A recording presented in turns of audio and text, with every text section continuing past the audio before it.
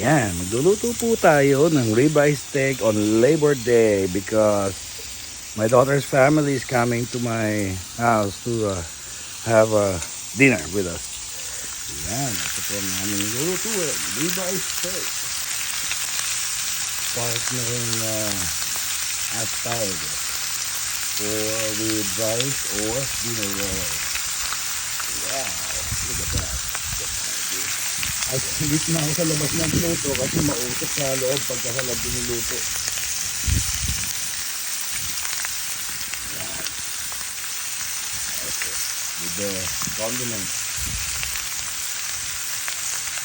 Garlic powder, pepper, salt. Yan. Look at that sizzling thing. Kompleto. Ako naman kompleto. Ano pa ako? Oh, kompleto with apron. Masyadong oily. Ayan.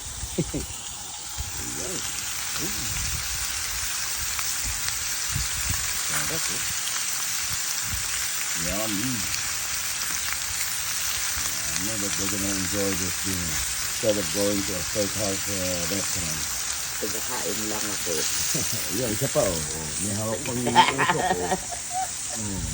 Pagkakain lang Si ako. Lisa Gon, may hawak pang usok. Look at that.